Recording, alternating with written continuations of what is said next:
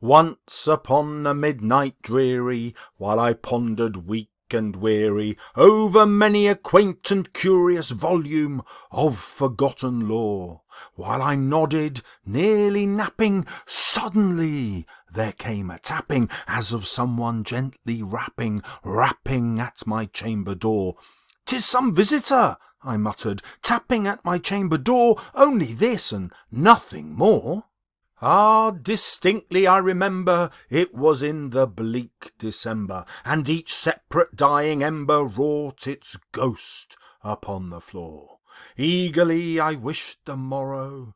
Vainly I had sought to borrow from my books a cease of sorrow, sorrow for the lost Lenore, for the rare and radiant maiden whom the angels name Lenore, nameless here for evermore.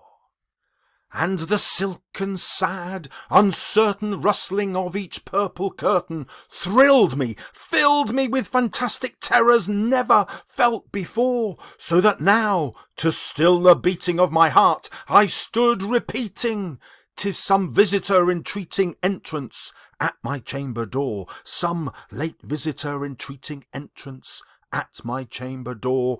This it is, and nothing more." Presently my soul grew stronger, hesitated then no longer. "Sir," said I, "or madam, truly your forgiveness I implore, but the fact is I was napping, and so gently you came rapping, and so faintly you came tapping at my chamber door, that I scarce was sure I heard you. Here I opened wide the door, darkness there, and nothing more." Deep into that darkness peering, long I stood there wondering, fearing, doubting, dreaming dreams no mortal ever dared to dream before. But the silence was unbroken, and the stillness gave no token, and the only word there spoken was the whispered word, "Lenore." This I whispered, and an echo murmured back the word, "Lenore," merely this and nothing more. Back into the chamber turning, all my soul within me burning, soon again I heard a tapping, somewhat louder than before. "Surely," said I, "surely that is something at my window lattice. Let me see then what thereat is, and this mystery explore. Let my heart be still a moment, and this mystery explore. 'Tis the wind and nothing more." Open here I flung the shutter, when with many a flirt and flutter in there stepped a stately raven of the saintly days of yore. Not the least obeisance made he, not a minute stopped or stayed he, but with mien of lord or lady perched above my chamber door, perched upon a bust of Pallas, just above my chamber door, perched and sat, and nothing more. Then this ebony bird beguiling my sad fancy into smiling, by the grave and stern decorum of the countenance it wore, "Though thy crest be shorn and shaven, thou," I said, "art sure no craven, ghastly, grim, and ancient raven, wandering from the nightly shore. Tell me what thy lordly name is on the night's Plutonian shore." Quoth the raven, "Nevermore." Much I marvelled this ungainly fowl to hear discourse so plainly, though its answer little meaning, little relevancy bore. For we cannot help agreeing that no living human being ever yet was blessed with seeing bird above his chamber door, bird or beast upon the sculptured bust above his chamber door, with such name as Nevermore. But the raven, sitting lonely on the placid bust, spoke only that one word, as if his soul in that one word he did outpour. Nothing farther than he uttered, not a feather than he fluttered, till I scarcely more than muttered, "Other friends have flown before. On the morrow he will leave me, as my hopes have flown before." Then the bird said, nevermore. Startled at the stillness broken by reply so aptly spoken, doubtless, said I, what it utters is its only stock and store, caught from some unhappy master, whom unmerciful disaster followed fast and followed faster, till his songs one burden bore, till the dirges of his hope that melancholy burden bore of never, nevermore. But the raven still beguiling all my fancy into smiling, straight I wheeled a cushioned seat in front of bird and bust and door. Then upon the velvet sinking, I betook myself to linking fancy unto fancy, thinking what this ominous bird of yore, what this grim, ungainly, ghastly, gaunt, and ominous bird of yore meant in croaking nevermore. This I sat engaged in guessing, but no syllable expressing to the fowl whose fiery eyes now burned into my bosom's core.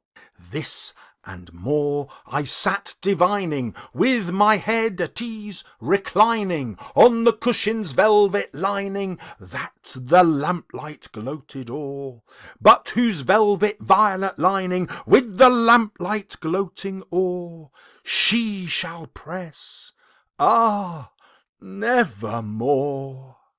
Then methought the air grew denser, perfumed from an unseen censer, swung by seraphim whose footfalls tinkled on the tufted floor. Wretch, I cried, thy God hath lent thee, by these angels he has sent thee, respite, respite and nepenthe from thy memories of Lenore. Quaff, oh, quaff this kind nepenthe, and forget this lost Lenore. Quoth the raven, nevermore. Prophet, said I, thing of evil, prophet still, if bird or devil, whether tempest sent or whether tempest tossed thee here ashore, desolate yet all undaunted, on this desert land enchanted, on this home by horror haunted, tell me truly, I implore, is there balm in Gilead? Tell me, I implore. Quoth the raven, nevermore. Prophet, said I, thing of evil, prophet still, if bird or devil, by that heaven that bends above us, by that God we both adore, tell this soul with sorrow laden, if within the distant Aidenn it shall clasp a sainted maiden, whom the angels name Lenore. Clasp a rare and radiant maiden, whom the angels name Lenore. Quoth the raven, nevermore. Be that word our sign of parting, bird or fiend? I shrieked, upstarting. Get thee back into the tempest and the night's plutonium shore. Leave no black plume as a token of that lie thy soul hath spoken. Leave my loneliness unbroken. Quit the bust above my door. Take thy beak from out my heart, and take thy form from off my door. Quoth the raven, nevermore. And the raven, never flitting, still is sitting on the pallid bust of Pallas, just above my chamber door, and his eyes have all the seeming of a demon's that is dreaming, and the lamplight o'er him streaming throws his shadow on the floor, and my soul from out that shadow that lies floating on the floor shall be lifted nevermore.